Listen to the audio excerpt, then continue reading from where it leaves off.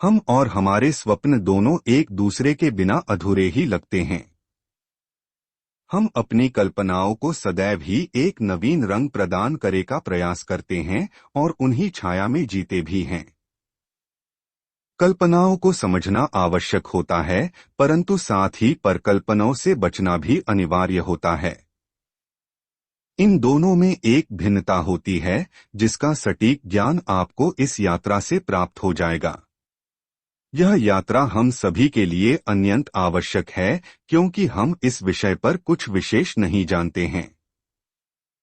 तो चलिए इस यात्रा को प्रारंभ करते हैं। अध्याय 13। परिकल्पना। जीवन में यथार्थवादी रहना एवं धरातल पर रहकर भविष्य का निर्माण करना ही श्रेष्ठ कला होती है। हमारा मन एक ऐसे विमान की तरह होता है, जिसे हम जिस प्रकार चाहे उसी प्रकार उपयोग कर सकते हैं। हमारे मन की एक गति को सुनिश्चित कर पाना हमारे नियंत्रण में नहीं होता। एक कहावत प्रचलित है कि मन सदैव चंचल अवस्था में रहता है, किंतु यह बात पूर्ण रूप से सत्य नहीं है। हमारा मन एक उपजाऊ भूमि के समान होता है, जिसमें अच्छे विचार रूपी बीजों का रोपण करना आवश्यक होता है। यदि ऐसा करने में हम सक्षम नहीं रह पाते, तो ऐसी अवस्था में अवांछित विचार बीजों के रूप में प्रकट हो जाते हैं, जो हमारे समय का सरलता से दोहन करना प्रारंभ कर देते हैं। हम जिस वातावरण में रहते हैं, वहां पर विराजमान तरंगे सरलता से हमारे मन का उपयोग कर लेती हैं और हमारे अनुपयोगी समय का दुरुपयोग करना प्रारंभ कर देती हैं। यह अध्याय आपको ऐसे ही एक मानसिक चक्र से अवगत कराएगा, जिसे जानना, समझना और उसका सही मार्ग प्राप्त करना आपके लिए अत्यंत आवश्यक है। एक मध्यम वर्गीय परिवार में रहने वाला प्रत्येक व्यक्ति सदैव उच्च स्तरीय जीवन की कल्पना करता है। अधिकांश लोगों का लक्ष्य समय के अनुसार बदल रही जीवन शैली को प्राप्त करना होता है। लगभग प्रत्येक व्यक्ति का सपना एक बड़ा घर, आरामदायक गाड़ी, अवकाश के दिन भ्रमण करना इत्यादि होता है। अपनी क्षमता के अनुसार प्रत्येक व्यक्ति शिक्षा, स्वास्थ्य एवं सुविधाओं को अपने परिवार के सदस्यों को प्रदान करने का प्रयास भी करता है, परंतु आर्थिक आधार पर एक दूरी सदैव बनी रहती है। जब हम एक स्तर को प्राप्त कर लेते हैं, तो अगले स्तर के लिए प्रयासरत हो जाते हैं। यह चक्र इसी प्रकार चलता रहता है। संसार में 80% लोग अपने अथक प्रयासों के उपरांत भी एक उच्च कोटि की जीवन शैली प्राप्त करने में असमर्थ ही रहते हैं। इसके पीछे का एक बहुत बड़ा कारण उनकी मानसिकता एवं विकृत समाज के मध्य उनका रहन सहन होता है। ऐसे ही लोगों से व्यापारिक मंच एक बहुत बड़ा लाभ उठाता है। सामान्य तौर पर कुछ ऐसे प्रेरक वक्ता उपलब्ध होते हैं, जो इन्हीं बातों को परिकल्पना के माध्यम से लोगों के जीवन में प्रवेश करने के लिए अपने संदेश प्रदान कर देते हैं।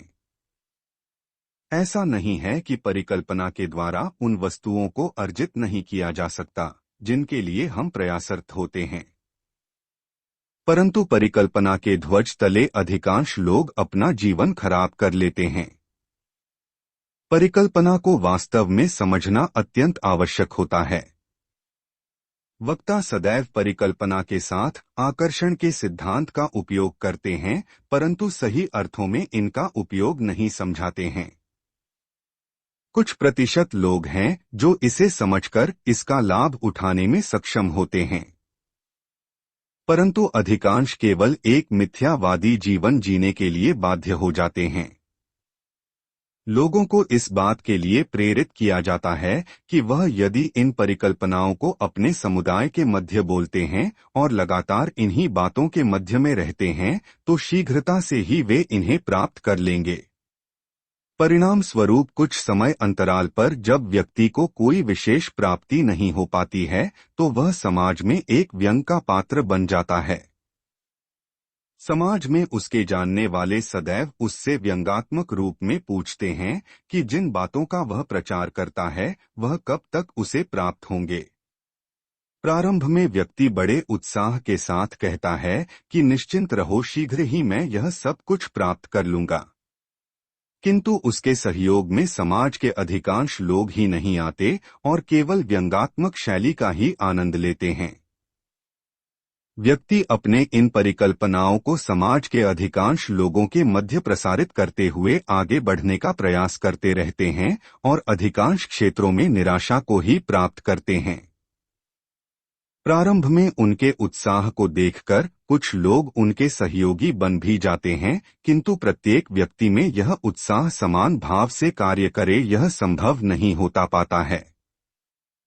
नेटवर्क मार्केटिंग के ध्वज तले इस प्रकार के समीकरण अधिकांश देखे जाते हैं। लाखों लोग अपने अपने स्तर पर इन परिकल्पनाओं का उपयोग करते हुए सफलता प्राप्ति के मार्ग पर अग्रसर रहते हैं। इनमें से कुछ ही लोग अल्पकालीन क्षणों के लिए प्राप्ति भी कर लेते हैं, किंतु एक लंबी अवधि तक वे इसे स्थापित करने में सफल नहीं रह पाते हैं। जो लोग एक बार कुछ प्राप्ति कर लेते हैं वह इसी आशा के साथ अपने जीवन का एक लंबा समय व्यतीत भी कर देते हैं। ऐसे लोगों को देखते हुए कुछ लोग सदैव प्रयासरत भी रहते हैं, किंतु सफलता से कोसों दूर ही जीवन व्यतीत करते हैं। यह एक पहेली के समान ही रह जाता है कि परिकल्पना वास्तव में सत्यता प्रमाणित होती भी है अथवा नहीं। हम अपने जीवन पर्यंत परिकल्पनाओं को अपना एक विशेष सहयोगी मानते हुए प्रयासरत रहते हैं। परिकल्पनाओं के लिए किस रूप में कार्य करना है यह जानना परम आवश्यक है। परिकल्पना एक ऐसी मानसिक छवि होती है जिसकी प्राप्ति के लिए आकर्षण का सिद्धांत अत्यंत महत्वपूर्ण होता है। परंतु यदि कोई वस्तु प्राप्त करनी है तो हमें उसके लिए विशेष विधि का भी उपयोग करना आना चाहिए।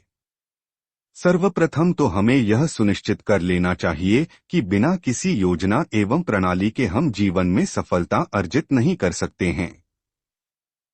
हमें इस बात का विशेष ध्यान रखना होता है कि प्राप्ति के लिए उचित मार्ग हमारे पास उपलब्ध है भी अथवा नहीं।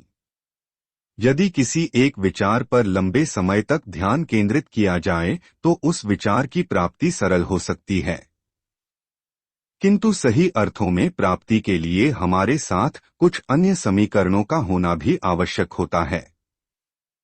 अब हम इन सभी समीकरणों को समझेंगे और किस प्रकार कार्यान्वित किया जाए यह भी जानेंगे। सर्वप्रथम हमें यह सुनिश्चित करना है कि हम किसी भी व्यक्ति के कहने के अनुसार झूठे वाक्य समाज में लगातार नहीं बोलेंगे। सदैव एक यथार्थवादी कार्यशैली का अनुकरण करते हुए समाज में अपनी छवि को निर्मित करेंगे। हम अपने समाज के सभी वर्गों को उनके स्तर एवं योग्यता के अनुसार ही अपनी योजना का व्याख्यान करेंगे। हमें अपनी योजना को स्वयं के लिए सुनिश्चित करना आवश्यक होता है, जिसके उपरांत हम किसी भी व्यक्ति को इसके लिए प्रेरित कर सकते हैं। किसी भी योजना का प्रारंभिक स्तर सदैव लाभकारी प्रकट होते हुए भी चुनौतीपूर्ण हो सकता है। योजना में कई प्रकार के समीकरणों को जानना आवश्यक होता है। आपका व्यक्तिगत जीवन एवं जीवन शैली योजना के साथ सही तालमेल बना सके, इसके लिए प्रारंभ में ही योजना से संबंधित आलेखों को पढ़ना आवश्यक होता है। सरकारी एवं गैर सरकारी स्तर पर योजना कितनी लाभकारी सिद्ध हो सकती है, यह जानकारी प्राप्त करना आवश्यक होता है। कुछ ही समय के उपरांत हमें इस बात का अनुमान सरलता से लग सकता है कि हम योजना से लाभ किस स्तर पर उठा सकते हैं। वर्तमान में प्रत्येक योजना को पुराने समीकरणों एवं नियमों के आधार पर ही संचालित किया जा रहा है, जिसके अंतर्गत ऐसे वाक्यों को प्रचलन मिला हुआ है जो वर्तमान में झूठ के अतिरिक्त और कोई भी परिणाम नहीं दे सकता है। एक सामान्य व्यक्ति जिसका दैनिक जीवन कम धनराशि के साथ व्यतीत हो रहा है, उसको एक बड़ी धनराशि आकर्षित अवश्य करती है, किंतु उसको प्राप्त करने का सही मार्ग उसे प्राप्त नहीं हो पाता। जिस प्रकार से उसे प्रारंभ में कहा जाता है वह उसे सत्य मानकर अपना बहुमूल्य समय व्यतीत करना प्रारंभ कर देता है। प्रारंभ में किसी भी व्यक्ति को ग्राहक के रूप में यही कहा जाता है कि वह अपने रिक्त समय का उपयोग योजना के द्वारा धन अर्जित करने के लिए उपयोग कर सकता है। किंतु योजना से जुड़ने के उपरांत धीरे धीरे उसके अधिकांश समय को योजना के लिए उपयोग में लाने हेतु दबाव बनाया जाता है। जहां एक और योजना से जुड़े हुए लोग उसे योजना की गंभीरता को समझाने का प्रयास करते हैं, तो वहीं दूसरी ओर उसका पारंपरिक कार्य बाधित होना प्रारंभ हो जाता है। उसे यह बताया जाता है कि प्रत्येक व्यक्ति उसके ग्राहक के रूप में एक अच्छा विकल्प सिद्ध हो सकता है, इसलिए वह सभी से बात करता रहे। उसको जिस प्रकार से कार्य करने के लिए प्रेरित किया जाता है, उसमें काल्पनिक जीवन को विशेष स्थान देने के लिए कहा जाता है। अधिकांश लोगों को इस बात का ज्ञान नहीं होता है कि काल्पनिक जीवन यथार्थ में परिवर्तित कर पाना अत्यंत कठिन कार्य होता है। एक व्यक्ति जो छोटी धनराशि को मासिक वेतन के रूप में ग्रहण करता है, उसका मानसिक स्तर उसी प्रकार से विकसित हो चुका होता है। उसके समाज में सभी लोग लगभग उसी के समान वेतन प्राप्त करते हैं। अधिकांश लोगों में अपनी कल्पना को यथार्थ में परिवर्तित करने की इच्छा तो होती है, परंतु एक विशेष कौशल और योग्यता नहीं होती है। एक बात हम सभी को समझने की आवश्यक होती है कि धनवान बनना अथवा धन अर्जित करना एक कला होती है, जिसे एक विशेष रीति से प्राप्त किया जा सकता है। अचानक प्राप्त हुई धनराशि अथवा प्रसन्नता हमारे लिए घातक सिद्ध हो सकती है। यह बात अधिकांश लोगों को समझ नहीं आती है और वे लगातार मिथ्यावादी वाक्यों का उच्चारण करते हुए अपनी छवि बिगाड़ते चले जाते हैं। उनके संबंध धीरे धीरे एक ऐसे समूह के लोगों के साथ विकसित होने लगते हैं जो जीवन पर्यंत एक भटकाव की स्थिति में ही रहते हैं। ऐसा कदापि नहीं है कि कल्पनाएं वास्तविकता में परिवर्तित नहीं हो सकती, किंतु सही योजना एवं कार्यप्रणाली आवश्यक होती है। एक व्यक्ति जो हृदय से पूरी दृढ़ निष्ठा के साथ योजना के साथ जुड़ते हुए अपने कार्य को फलीभूत करने का प्रयास करता है, वह सफल अवश्य होता है। किंतु अपनी सफलता को स्थापित करने के उपरांत उस पर स्थिर रहना एक बड़ी चुनौती सिद्ध होती है। सामान्य तौर पर यह देखा जाता है कि कुछ ही लोग एक स्तर तक कल्पनाओं को वास्तविकता में बदलने में सफल होते हैं, परंतु उन्हें अपने अधिकांश समय को इस सफलता का स्वाद प्राप्त नहीं हो पाता। कोई भी सफलता जब लगातार बनी रहे तो उसके साथ उसमें सरलता का भी भाव जुड़ना परम आवश्यक होता है। यह सरल भाव तभी प्राप्त हो सकता है जब योजना को सरल तरीके से उपयोग करना समझाया जा सके। योजना कोई भी क्यों ना हो, उसके प्रति सटीक जानकारी एवं नवीनता की आवश्यकता सदैव बनी रहती है। प्रत्येक व्यक्ति अलग अलग मानसिकता एवं वातावरण के द्वारा स्वयं का निर्माण कर रहा होता है। यह निर्माण कार्य योजना के अनुसार किस प्रकार से संतुलन बना सके, इस बात पर प्राथमिकता होनी आवश्यक होती है। सामान्य तौर पर व्यक्ति का दैनिक जीवन, उसकी शिक्षा, कार्यक्षेत्र का अनुभव एवं कार्यक्षेत्र विशेष भूमिका निभाता है। योजना और व्यक्ति के मध्य कल्पनाओं को लाना तो सरल होता है, परंतु स्थापित कर पाना एक जटिल कार्य होता है। यह बात सत्यता पर प्रमाणित होती है कि व्यक्ति को अपनी सोच सदैव बड़ी रखनी चाहिए, परंतु इसके साथ ही उसे अपने स्तर के नियमित उन्नत स्तर को प्राप्त करना भी आवश्यक होता है। कल्पना को वास्तविकता में बदलना इतना आवश्यक नहीं होता, अपितु व्यक्तिगत जीवन को सरल भाव प्राप्त होना महत्वपूर्ण होता है। यदि कोई भी व्यक्ति सरलता से अपनी योजना को समझता हुआ कार्य करता है, तो वह धीरे धीरे प्रत्येक उस वस्तु को प्राप्त कर सकता है जिसे वह अपनी कल्पना में स्थापित कर चुका होता है। एक बार जब कल्पना रूपी वस्तु प्राप्त होनी प्रारंभ हो जाती है, तो ऐसी स्थिति में और भी गंभीरता एवं समर्पण भाव की आवश्यक हो जाती है। दूसरी ओर यदि हम सदैव केवल कल्पना रूपी पंख लगाकर उड़ते रहे और हमारे प्रयासों में जटिलता व्याप्त हो तो ऐसी स्थिति में हम एक मिथ्यावादी जीवन ही जीने के लिए बाध्य रहेंगे। हमारी कल्पना एवं परिकल्पना में एक बहुत बड़ा अंतर होता है।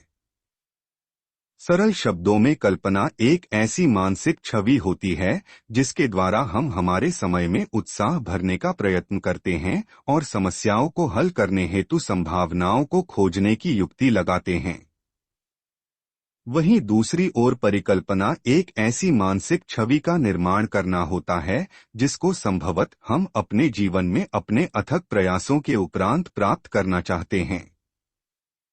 जीवन में प्रत्येक वस्तु का निर्माण कल्पना की छवि के उपरांत होता है जिसको हम अपने विचारों के रूप में प्राप्त करते हैं। एक कल्पनाशील व्यक्ति ही सदैव क्रियात्मक विचारधारा का निर्माण करने में सक्षम होता है। वह सदैव यही प्रयास करता है कि नवीन समीकरणों का उपयोग करके एक ऐसी जीवन शैली का निर्माण कर सके जिससे उसका जीवन प्रफुल्लित हो सके एवं समाज में भी नवीन दिशा का निर्माण हो सके। प्रत्येक कल्पना सदैव एक नवीन दिशा कर निर्माण करने में सक्षम होती है, परंतु इसका वास्तविक ज्ञान उस समय होता है जब उस पर गंभीरता से चिंतन किया जाए। दूसरी ओर परिकल्पना सदैव वास्तविकता में परिवर्तित हो सके यह संभव नहीं हो सकता है। हमारी परिकल्पना अधिकांश निराधार ही होती है और हम उसके प्रति अपनी निष्ठा को अर्पित कर सकें यह भी संभव नहीं हो सकता है। एक सामान्य व्यक्ति अपनी परिकल्पना के माध्यम से एक ऐसे जीवन का निर्माण कर सकता है जो संभवतः कभी भी वास्तविकता में परिवर्तित ही ना हो सके, परंतु वह उसके लिए जीवन पर्यंत प्रयासरत रहने को बाध्य अवश्य हो सकता है। उसको अपनी परिकल्पना में एक आशा की किरण प्रतीत होती रहती है जो उसके जीवन में सदैव उत्साह भरने का कार्य करती है। परिकल्पना सदैव लाभकारी हो यह संभव नहीं होता है। साधारण मनुष्य अपने जीवन से उच्च स्तर के जीवन की कल्पना करता है, परंतु वह उसके लिए उचित योग्यता की प्राप्ति से वंचित रहता है, जिसके कारण उसकी परिकल्पना उसे नकारात्मक भी बना देती है। किसी भी परिकल्पना को वास्तविकता में परिवर्तित करने के लिए व्यक्ति को कल्पनाशील होना आवश्यक होता है और अपनी कल्पनाओं को अपने कर्म रूपी पंखों की सहायता प्रदान करनी भी आवश्यक होती है। जो व्यक्ति अपनी कल्पनाओं को वास्तविकता में परिवर्तित करने की कला सीख लेता है उसके लिए परिकल्पनाएं निराधार हो जाती हैं। अपनी कल्पनाओं को वास्तविक छवि प्रदान करने के लिए हमें निरंतर स्वयं के प्रति उत्साहित रहना होता है एवं प्रयास करते रहना होता है। समय हमारे समक्ष कई प्रकार की चुनौतियों को प्रस्तुत करता रहेगा, परंतु हमारा प्रयास कभी भी थमना नहीं चाहिए। हमें हमारी लक्ष्य रूपी कल्पना से कोई भी अलग ना कर सके, हमें इस पर बहुत गंभीरता से कार्य करना पड़ता है। जीवन में किसी भी कल्पना रूपी वस्तु को प्राप्त करना संभवतः इतना कठिन कार्य नहीं होता है, परंतु उसके उपरांत उससे बड़ी कल्पना को वास्तविकता में बदलना और प्राप्त उपलब्धि को सही अर्थों में उपयोग करना भी आना चाहिए। हमें निरंतर प्रगतिशील रहना चाहिए, जिसके लिए सदैव सीखते रहना चाहिए। यदि कभी हमारी सीखने में रुचि पैदा ना हो रही हो तो हमें सिखाने का कार्य करना चाहिए। किसी को कुछ नया सिखाना भी एक प्रकार से सीखना ही होता है। सदैव यही ध्यान रखें कि सीखना, सिखाना और सिखाना की सिखाते कैसे हैं, यह तीन मार्ग हमारे जीवन को ऊर्जावान बनाने का कार्य करते हैं। आपने इस अध्याय से संबद्ध बहुत कुछ नया प्राप्त किया होगा, जिसका आप यदि लाभ उठाना चाहते हैं तो आपको अपने आराध्य के प्रति समर्पित भाव से कार्य करना होगा। क्योंकि आप किसी भी कार्य को यदि करते हैं तो आपकी क्षमता को बनाए रखना परम आवश्यक होता है, जिसके लिए आपके इष्ट अथवा आराध्य की बहुत बड़ी भूमिका होती है। इन्हीं शब्दों के साथ इस अध्याय का अंत कर रहे हैं एवं आपको इस अध्याय को सफलतापूर्वक समाप्त करने की बहुत सारी बधाई दे रहे हैं। हमारा अगला अध्याय आपके समक्ष कुछ जीवंत उदाहरण प्रस्तुत करेगा जो आपको लोगों से संपर्क करने में सहायता प्रदान करेगा। यदि आप इस पुस्तक की निशुल्क ई प्रति प्राप्त करना चाहते हैं तो विवरण में दिए गए लिंक पर जाएं और फॉर्म को भरें। आपसे यह निवेदन है कि इस चैनल को सब्सक्राइब अवश्य करें और साथ में बेल का बटन भी दबाएं।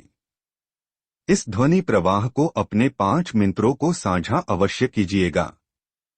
धन्यवाद।